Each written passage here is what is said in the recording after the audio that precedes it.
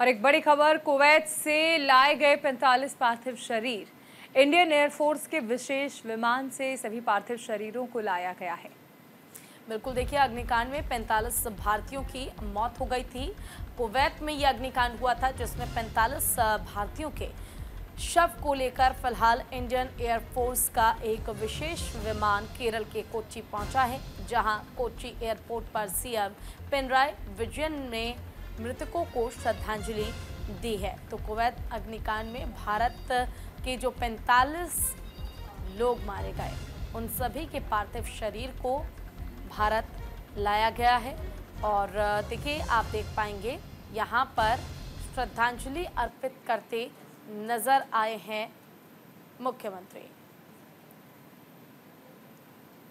यकीनन कुवैत अग्निकांड, देखिए 45 भारतीय लोग जिन्होंने अपनी जान गंवा दी, उनके पार्थिव शव केरल के कोच्चि पहुंचे हैं।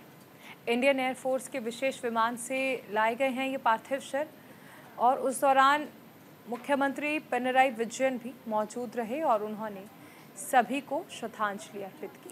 बिल्कुल, देखिए, दो तस्वीरें, कोच्चि लाए गए हैं पार्थिव शव, और दूसरी तस्वीर सीएम पिनराई विजयन ने भी श्रद्धांजलि अर्पित की है।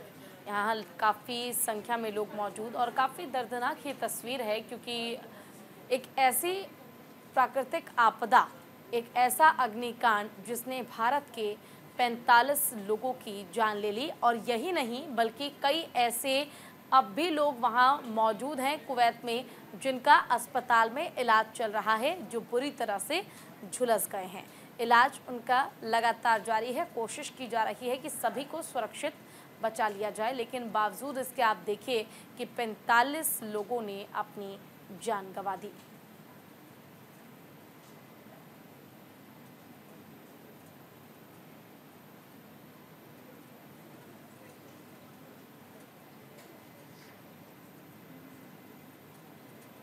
तो दो तस्वीरें आपके टीवी स्क्रीन पर, कोच्चि लाए गए हैं पार्थिव शरीर। दूसरी तस्वीर, मुख्यमंत्री पिनराई विजयन ने श्रद्धांजलि अर्पित की है।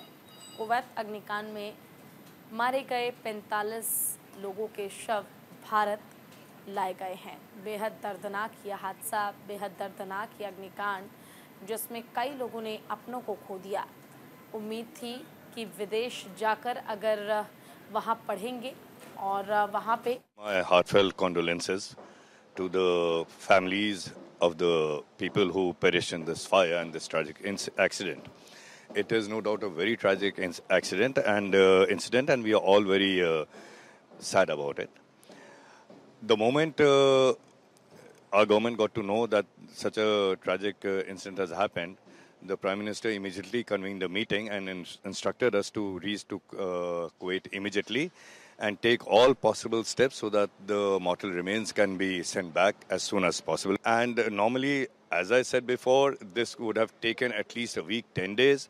But because of the good relationships between our government and the Kuwaiti government and the sensitive issue that it was, and especially with the Prime Minister's intervention on this part, on his part, the royal family of Kuwait, the officials, the ministers, His Highness of Kuwait, they all took personal interest so that the bodies could be brought back as soon as possible. And और इसी के साथ इस bulletin में फिलहाल इतना ही। आप बने रहिए न्यूज़ इंडिया के साथ। नमस्कार।